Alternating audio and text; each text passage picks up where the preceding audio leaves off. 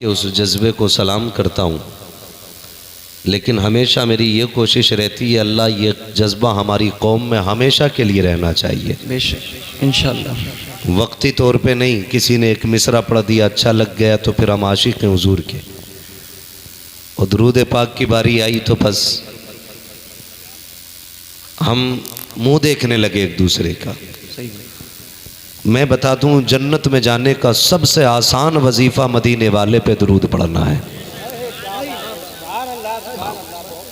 इस्लाम निज़ामी साहब माशाल्लाह, और ये हमारे नईम भाई भी अल्लाह इन्हें सलामत रखे। अगर इन्हें ख़बर हो जाती है कहीं जलसा है तो बेचारे मेहनत करके आ जाते हैं। मेरी गुजारिश है कि इनका भी ख्याल रखा जाया करे।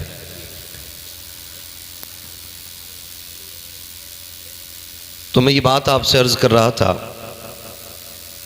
कि जब दुरूद का मसला हो तो इसमें सुस्ती नहीं, और हम सबको जन्नत में जाने की तमन्ना है। वो मेरे महबूब अलैहिस्सलाम ने इरशाद फरमाया था, लोगों जब भी हाथ उठा करें तो अल्लाह से जन्नत भी मांग लिया करो।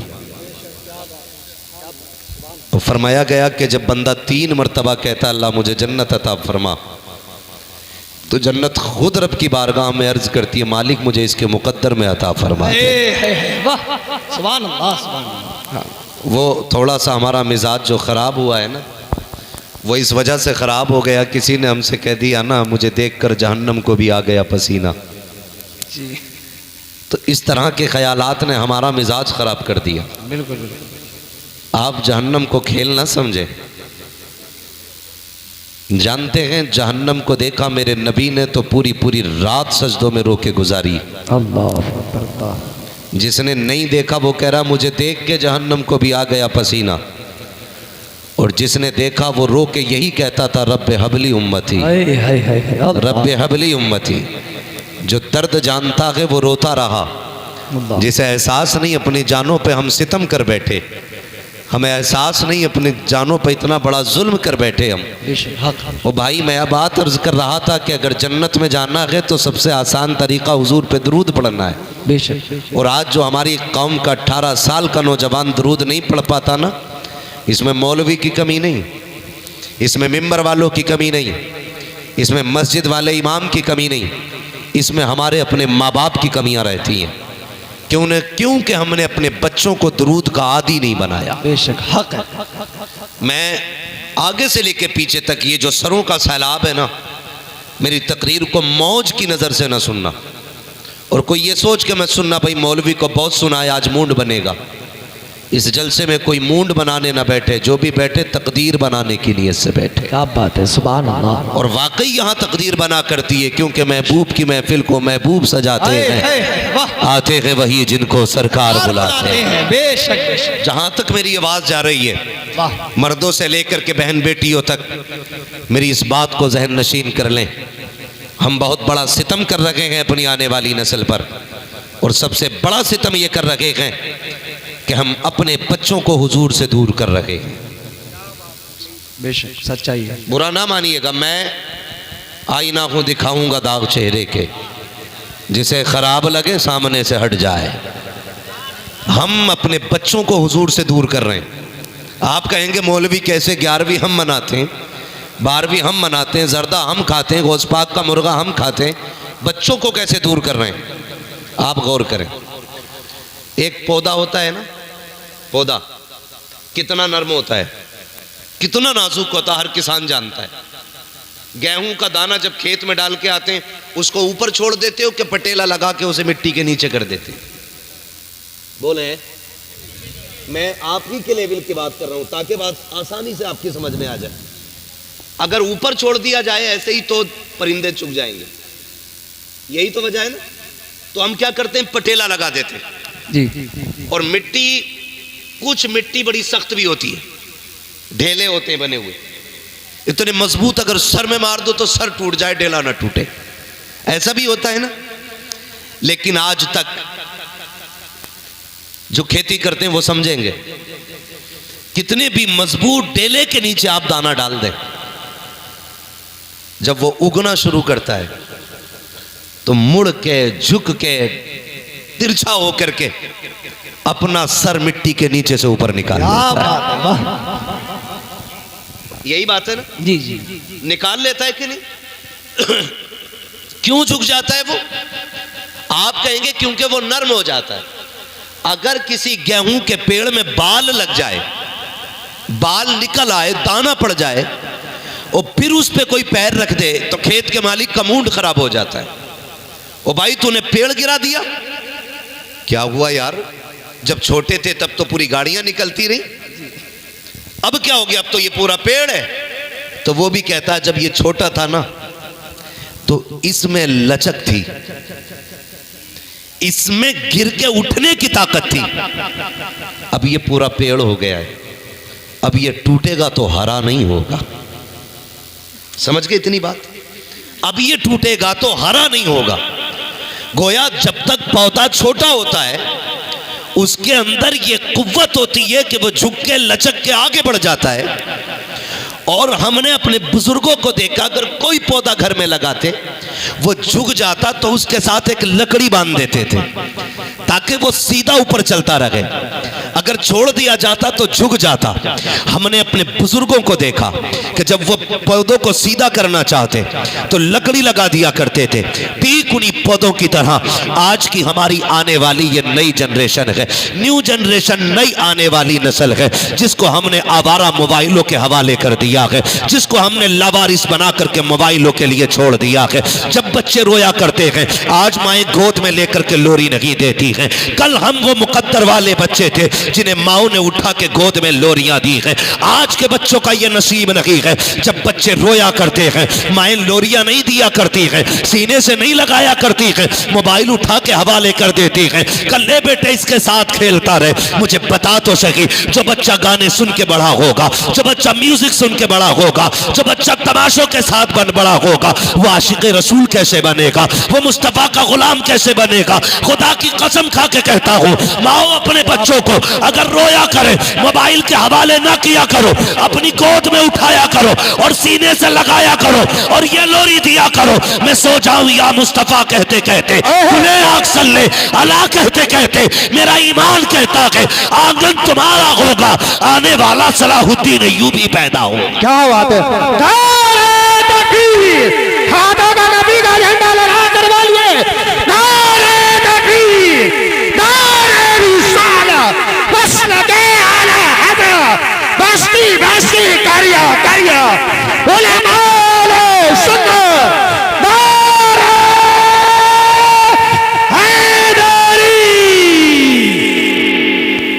इसलिए सबसे पहला काम ये करना है, बच्चों को मोबाइल से दूर रखने की कोशिश करें, उन्हें गोद में लिया करें, उन्हें गोद में लिया करें। गोद बच्चे का बच्चे का हक है। क्या बात है? माँ की गोद बच्चे का हक है। अगर आज हम बच्चों को सीने से नहीं लगाएंगे ना तो कल बुढ़ापे में बच्चे हमें सीने से नहीं लगाएंगे। ये बात याद रखिए। अगर आज हम बच्चों को सीने से नहीं लगाएंगे जबकि उनको हमारी जरूरत है, तो कल जब हमें उनकी जरूरत होगी तो हमारे बच्चे हमें सीने से लगाएंगे। बोले लगाएंगे, क्योंकि जैसी करनी वैसी भरनी, जैसी करनी वैसी जोर से, जैसी करनी वैसी भरनी। भरनी। माँ बहनें बच्चों को अपना वक्त दिया करें, अपना वक्त दिया करें। मैं तालीम का मुखालिफ नहीं हूं, तालीम का मुखालिफ नहीं हूं। हमारे लिए सारी कायनात बाद में है, मदीने वाला पहले है। क्या बात है? हुजूर पहले है, सबसे पहले हमारे लिए। सारी दुनिया बाद में है, हुजूर की जात हमारे लिए सबसे पहले है।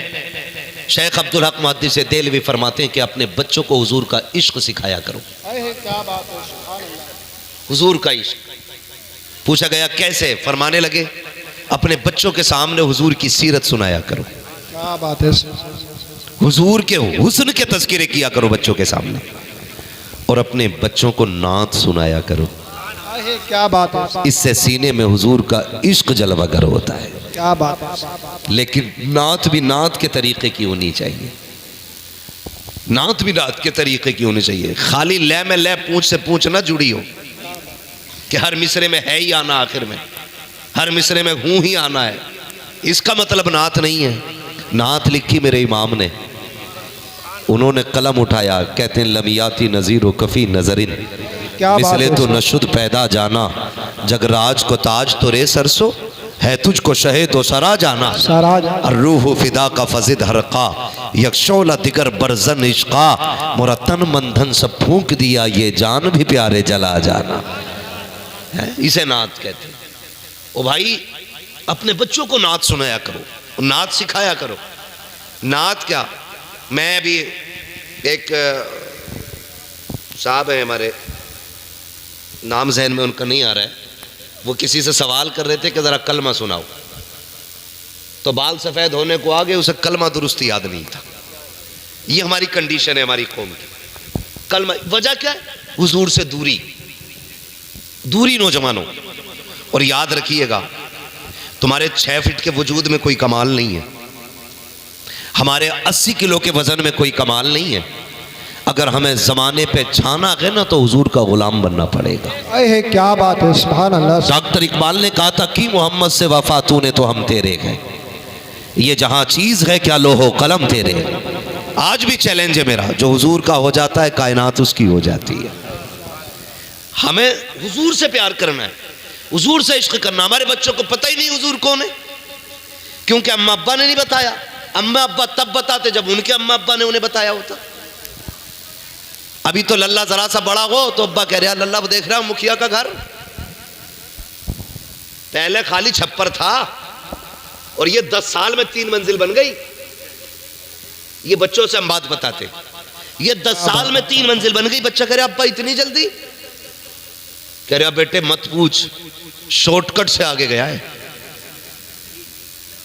शॉर्टकट से आगे गया है। कह रहा बेटे तुझे इससे भी आगे जाना है। तो जब बच्चों के जहन में यह डाला गया ना कि हवेली मुखिया की हवेली से आला होनी चाहिए, तो उसने ये फैसला कर दिया सबसे बड़ी चीज दुनिया में अमीर होना है, पैसा सबसे बड़ी दौलत है। जब उसने ये फैसला किया फिर वो पैसे की तरफ दौड़ा। उसने ना हराम देखा ना हलाल देखा, ना जायज देखा ना नाजायज देखा, ना हक देखा ना नाहक देखा, दौड़ लगा दी पैसे की तरफ। किसी को सताना पड़ा सताता रहा, किसी को रुलाना पड़ा रुलाता रहा, किसी की जमीन पे कब्जा, किसी के मकान पे कब्जा, ऐसे आगे बढ़ता चला गया। फिर दौलत की भूख ने उसे अपनों से इतना दूर कर दिया कि वो भूल गया है कि किसकी उम्मत में पैदा हुआ है, किसका बंदा है। उसको ये नहीं बताना था कि तुझे मुखिया के बेटों से आगे जाना था, बल्कि उसको ये बताना है बेटे तुझे पता है नबी के एक यार को अबू बकर कहा जाता है, दूसरे यार को उमर कहा जाता है, तीसरे यार को उस्मान कहा जाता है, चौथे यार को अली कहा जाता है। ए बेटे तुझे पता है अबू बकर ने सब कुछ नबी को दे दिया था, तू जानता है बिलाल ने हुजूर के लिए आग पे लेटना गवारा किया, तुझे पता है उनके शहजादों ने दीन के लिए खानदान लौटा दिया। खुदा की कसम खा के कहता हूँ दुआ हो न हो सजदे तुम्हारे आंखों में आंसू आए ना आए, खुदा की कसम अगर इस तरह परवरिश होगी कहने की जरूरत नहीं पड़ेगी, किरदार बता देगा। ये जो गुजर के जा रहा है हुजूर का गुलाम जा रहा है।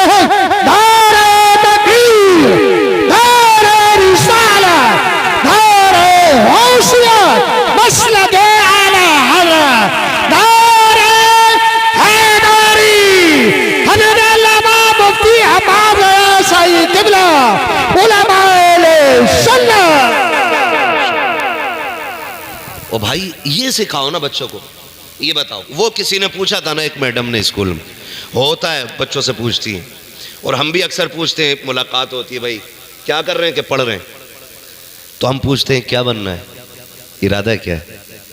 तो एक जहन होता है बच्चे का बचपन से ही, तो वो बताता है, कोई कहता मुझे डॉक्टर बनना है, कोई कहता मुझे इंजीनियर बनना है। वो जो जिसको जो चीज़ अच्छी लगती है ना बच्चे को जो समझाया जाता। मैडम ने पूछा स्कूल के अंदर बच्चों से बेटे तुम्हें क्या बनना है, एक बच्चे ने कहा डॉक्टर बनना है, दूसरे ने कहा इंजीनियर बनना है, तीसरे ने अपनी बात कही, चौथे ने अपनी बात कही। लेकिन जब एक बच्चे के पास मैडम पहुंची, उसने पूछा तुम्हें क्या बनना है, बच्चे ने कहा मुझे हुजूर का सहाबी बनना है, मुझे हुजूर का सहाबी बनना है। तो मैडम हैरत में पड़ गई, कहने लगी बेटे, करीब आई, कहने लगी मेरे लाल जानते हो सहाबी किसे कहते हैं?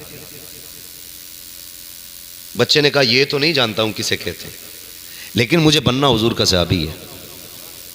उसने कहा बेटे सहाबी उसको कहते हैं कि जिसने ईमान की हालत में हुजूर को देखा हो और ईमान पे दुनिया से गया हो। हाँ, उसने कहा तुम क्यों सहाबी बनना चाहते हो? उसने कहा जब मैं सोता हूँ ना तो रोज़ाना मेरी माँ मुझे हुजूर के एक सहाबी का किस्सा सुनाया करती है। उनकी बातें सुन के मेरा जी चाहता काश मैं भी हुजूर का सहाबी हूँ। तो ये जहन बनाया जाता अपने बच्चों का, इस तरह की जहन साजी की जाती है अपने बच्चों की। हमारी कंडीशन क्या? हमारी कंडीशन जानते, 12 साल तक तो अम्मा कहती है अभी तो लल्ला ये बच्चा ही है। 14 साल तक कहती है अरे जब समझदार होगा ठीक हो जाएगा खुद ही। ये हमारा जहन है। लेकिन नहीं, बच्चा 14 साल या 18 साल या 12 साल में नहीं संवरता है।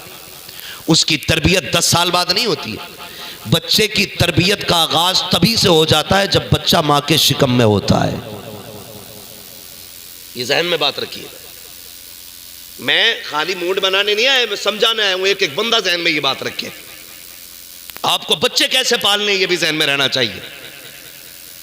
खाली कपड़े पहनाने ना बच्चों का काम नहीं है कि बच्चे पाल दिए उसने। भाई 18 फीट का कर दिया, 18 फीट का कर दिया, ऊंट बन गया, उसे दुआ तक नहीं आती है, दुरूद नहीं आती है, क्या पाले भाई तुमने बच्चे?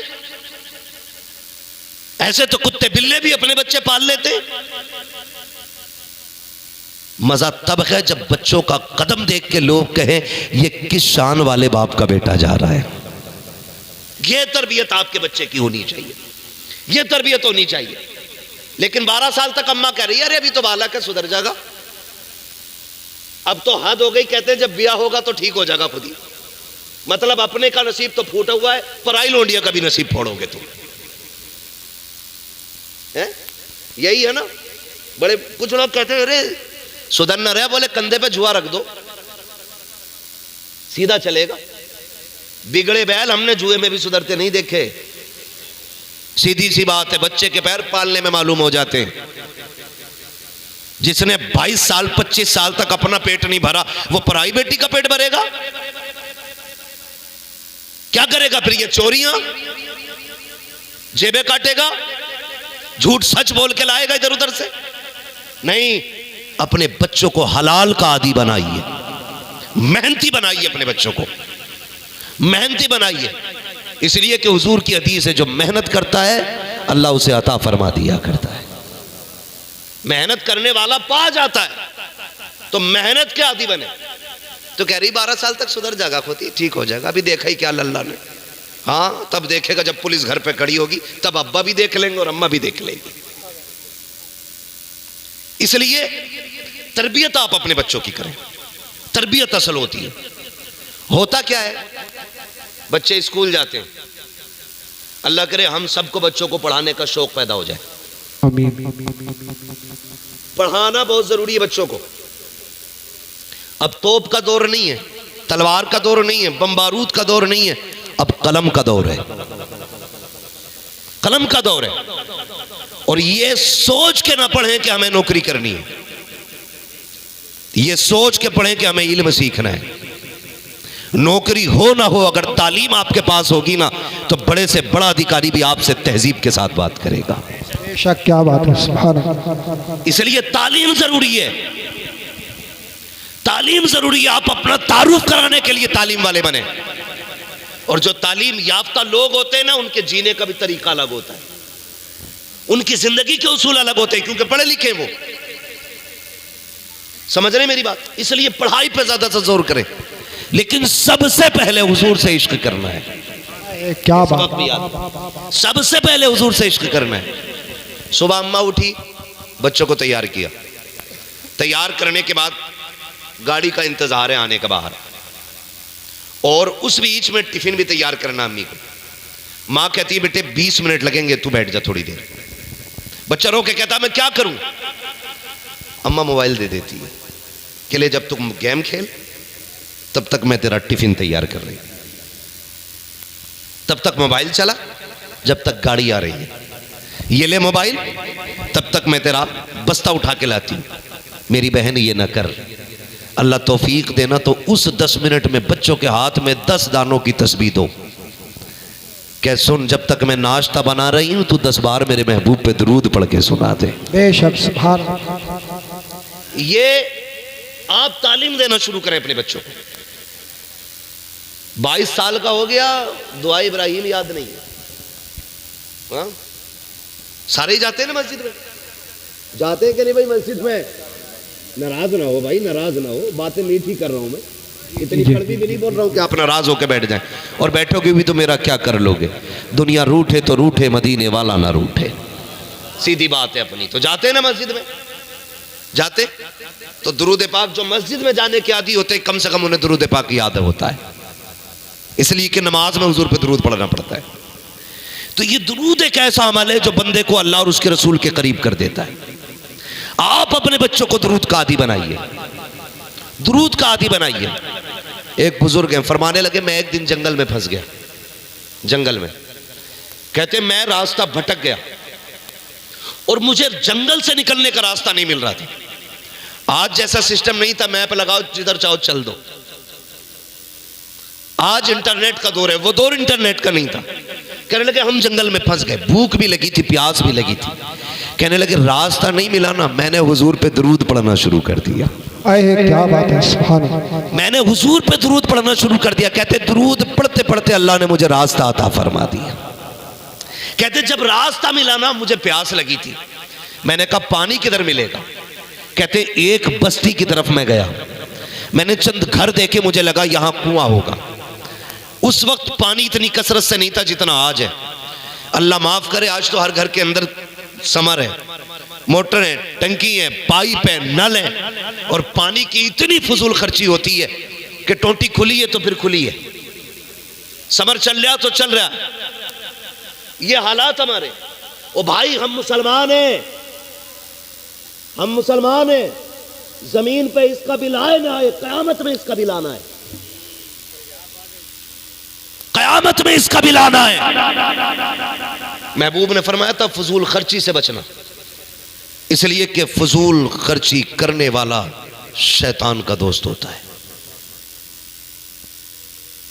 तो कभी भी पानी जायद खर्च नहीं करना। और दुनिया को बताओ, तुम आज कह रहे हो पानी खत्म हो रहा जमीन के नीचे, महबूब ने 1400 साल पहले कहा था कि पानी फजूल खर्च नहीं करना है, जितनी जरूरत हो उतना ही पानी इस्तेमाल करना है। तो पानी इतनी कसरत से नहीं था, तो वो पानी तलाश करते करते बस्ती में पहुंच गए। कुआं था, जाके देखा कुआं तो है, पानी भी है, लेकिन डोल रस्सी नहीं। झांक के देखा ऐसे करके, और फिर चारों तरफ देखा, एक छोटी सी बच्ची खेल रही थी। उसने देखा हजरत का चेहरा अमामा, चेहरा नूरानी, देख के कहती है लगते तो अल्लाह वाले हो, परेशान क्यों हो? कहने लगे बेटी वुजू करना है, नमाज पढ़नी है, पानी की जरूरत है, डोल रस्सी नहीं है। बच्ची ने कहा था बाबा इतने बड़े अल्लाह वाले हो के भी आपको डोल रस्सी की जरूरत पड़ रही है। आपने बच्ची के चेहरे को हैरत से देखा। बच्ची कहती वुजू ही करना है ना? कहा हाँ। तो कहा परेशान क्यों होते हो? कहा बेटी पानी कैसे किनारे आएगा, डोल रस्सी से पानी निकाला जाता है। अल्लाह अकबर। बच्ची करीब आई है, उसने कहा पानी चाहिए? कहा हाँ। बच्ची ने कुएं की तरफ मुंह किया, थूका, अभी पानी की तरफ थूक पहुंचा नहीं था, इतने में पानी उछल के किनारे तक आ जाता है। बच्ची मुस्कुरा के कहती है बाबा जी वुजू कर लीजिए, पानी मौजूद है। बाबा ने वुजू भी कर लिया, नमाज भी पढ़ ली, लेकिन उसके बाद बच्ची का चेहरा देख रहे हैं। बच्ची कहती है बाबा आप क्या देख रहे हो, जाओ आपका काम हो गया है। कहा नहीं बेटी बता तो सही, ये तेरे थूक में कमाल कहां से आया है जो तूने किनारे पे पानी ला के रख दिया है। मुझे बरसों बीत गए हैं, अल्लाह की इबादत करते करते हजारों सजदे लाखों रातें मैंने गुजारी है, आज तक मैंने ये कमाल नहीं पाया है। मगर मेरी बेटी बता तो सही, अभी तुझ पे नमाज भी फर्ज नहीं है, हज भी तुझ पे फर्ज नहीं है, ज़कात तुझ पे फर्ज नहीं है। ए बेटी बता तो सही, अभी रोजे भी तुझ पे फर्ज नहीं हुए हैं, फिर कौन सी इबादत करती है जो अल्लाह तुझसे इतना राजी हो गया है? कौन से सजदे किए हैं तूने, कौन से रज जगह तेरे पास है जो अल्लाह इतना राजी हो गया है? बच्ची ने टालना चाहा, लेकिन बुजुर्ग नहीं माने। बच्ची कहती है बाबा अगर पूछना चाहते हो तो सुनो, सच्चाई ये है जब मैं रोज बिस्तर पे लेटती हूँ, मेरी माँ मुझे ला करके सौदानों की तस्बीह देती है और कहती उस वक्त ना सोना जब तक 1000 मर्तबा मेरे महबूब पे दुरूद ना पढ़ ले। का ये सजदों का कमाल नहीं, ये मदीने वाले पे पढ़े जाने वाले दुरूद का। क्या बात है। नारे तकबीर, नारे रिसालत, नारे गौसियत, बस लगे आला आला हज़रत अल्लामा मुफ्ती हमारे सही किबला। इश्क मोहब्बत, इश्क मोहब्बत, प्यार मोहब्बत, प्यार मोहब्बत, उलमाए सुन्नत उर्शे मुक़द्दस। कंजूसी तो नहीं करेंगे कभी दुरूद में। अब जिसके सीने में जितने इश्क की शमा तेज जल रही हो, एक बार और उतनी जोर से दुरूद पाक पढ़ लीजिए। अल्लाहुम्मा सल्ली अला सय्यिदिना व शफीइना व नबीना व मौलाना मुहम्मदिन मादिनिल जुदी वल करम व आलिहि व अस्हाबिहि व बारिक व सल्लिम सलातun व सलामुन अलैका या रसूल अल्लाह सल्लल्लाहु तआला अलैहि वसल्लम। ये मत सोचना तकरीर अब शुरू हो रही है, ऐसा नहीं है। ये मैंने अब आजमाने के लिए आपसे पढ़वाया है, देखें कुछ बदलाव आया कि नहीं। लेकिन उम्मीद है इंशाअल्लाह कभी तो बदलाव आएगा। हाँ, कभी तो बदलाव आना है। और भाई ये बुजुर्गों का अपना उसूल रहा कि वो लोगों को अल्लाह से जोड़ते थे, ये उनकी ज़िंदगी का मयार रहा। पूरी ज़िंदगी वो बंदों को अल्लाह और उसके रसूल से जोड़ने का काम करते थे। यही वजह है कि वो मज़ार के अंदर होते हैं और भीड़ आज भी मज़ार के ऊपर रहा करती है। सुभान अल्लाह। क्यों? क्योंकि उन्होंने अल्लाह की बंदगी की है, उन्होंने हुजूर की गुलामी का हक अदा किया है। ये उनकी ज़िंदगी का मामूल रहा। मैं तो मुबारकबाद पेश करता हूँ कमेटी के तमाम अफराद को और बस्ती वालों को जिन्होंने उर्स के मौके पे हुजूर की महफिल सजाई है। वरना अक्सर क्या होता, ढोल ढमक्कड़ी लगे रहते है ना, ढोल ताशे अक्सर, और चंद बिगड़े हुए लोग आगे गड्डियां रख के बैठ जाते, फिर अपने बाप की जमींदारी में आग लगाते, ऐसे उड़ाते हैं, कहते मौज आ गई। अगले दिन बात हुई, अगले दिन बात होती, अरे फला के बेटे ने यार क्या पैसा लुटाया भाई, क्या लुटाया पैसा फला के बेटे ने यार, रात देखने का मंजर था यार, उससे ऐसा जिगर वाला नहीं देखा। ये जिगर वाला नहीं, ये अय्याश तबीयत बंदा है, ये तमाशाई है। अगर जिगर था ना इसके पास तो हॉस्पिटल जाके किसी गरीब की दवा का बिल पे करके आता। अगर जिगर था ना इसके पास तो मुट्ठी बंद करके किसी गरीब का इलाज करा के आता। अगर ये जिगर वाला था ना तो फिर यहां शेरबाजी पे पैसा न लुटाता, किसी यतीम की गोद में मुट्ठी बंद करके डाल के आ जाता।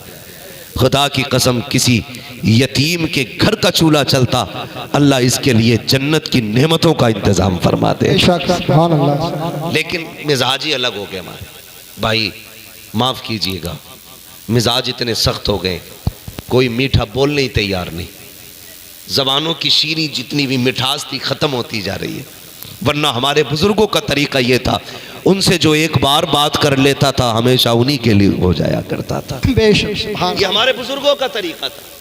एक बड़े पाए के बुजुर्ग गुजरे, एक शख्स उनके पास आया कहने, और उनका काम क्या था, कपड़े रंगना। क्या काम था? आज जैसा मशीनों का सिस्टम नहीं था, मिट्टी के घड़े होते थे, मिट्टी के घड़े देखे ना, आज भी कहीं कहीं गर्मियों में पानी पिया जाता उनके अंदर। और उसकी मिट्टी के बर्तन की खासियत यह है कि गर्मी जितनी ज्यादा होती पानी उतना ठंडा रखती है मिट्टी। ठीक है जी। तो वो एक घड़े के अंदर ना कलर रखते थे, अलग अलग कलर घड़ों में, पीला कलर, नीला कलर, हरा कलर, गुलाबी कलर। बंदा आया एक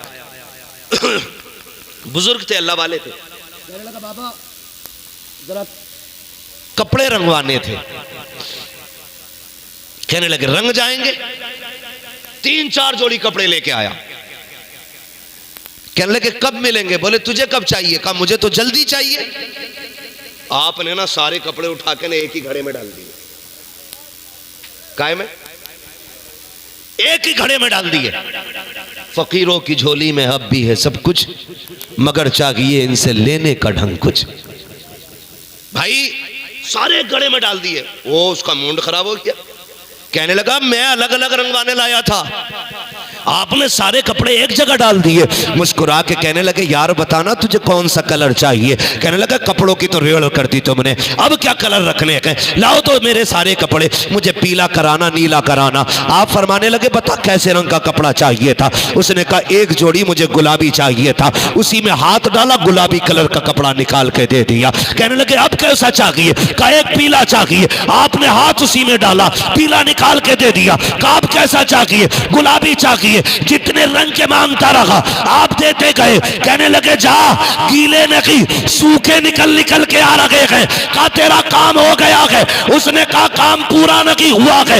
आप कहने लगे कमी क्या रह गई। उसने कहा बाबा खाली कपड़े रंगोगे या दिल भी रंगना है। कहा चाहता क्या है। कहा जी ये करता है जैसे कपड़े रंग में रंगे हैं वैसे दिल को मेरे यार के रंग में रंग दिया। क्या बात है। नारे तकबीर, आवाज से आवाज मिलाकर बोलिए नारे तकबीर, नारे रिसालत, नारे गौसियत, मसलके आले हज़रत उर्से मुक़द्दस, दो नौजवान कमेटी हज़रत अल्लामा मुफ्ती अहमद साई किबला उलमाए सुन्नत। कहा यार के रंग में रंग दिया जाए। और फिर जो रंग चढ़ाया ना यार का, खुदा की कसम निगाहे वली में वो तासीर देखी बदलती हजारों की, बदलती हजारों की तकदीर देखी। और यार का रंग भी अलग होता है, रंग भी अलग होता है यार का। ये हर किसी को नहीं चढ़ता, और जब चढ़ जाता है तो फिर उतरता नहीं है, फिर उतरता ही नहीं है। जिसे चढ़ जाता है फिर रंग नहीं उतरता है। अल्लाह वालों की अपनी बातें होती हैं, अल्लाह वालों के अपने रंग होते हैं। आज मिठास नहीं जबान में, आज मिठास नहीं। नूरी साहब बैठे हुए, मुझे एक बात सरकार मुफ्ती आजम हिंद की याद आ गई। सरकार मुफ्ती आजम हिंद अलैहि रहमत व रिजवान जब वुजू फरमाया करते थे ना, तो एक गैर मुस्लिम का मकान आपके मोहल्ले में था। एक गैर मुस्लिम का मकान, जब आप वुजू करते थे ना तो जहां नाली से पानी गुजर के जाता था ना, वो बंदा बर्तन लाके लगा देता था गैर मुस्लिम, बर्तन लाके लगा देता था। लोग कहते थे अजीब बंदा, ये वुजू का गिरा हुआ पानी तू किधर लेके जा रहा है। उसने कहा तुम्हारी नजर में गिरा होगा, मेरी नजर में तो ये तबर्रुक होता है, तबर्रुक होता है।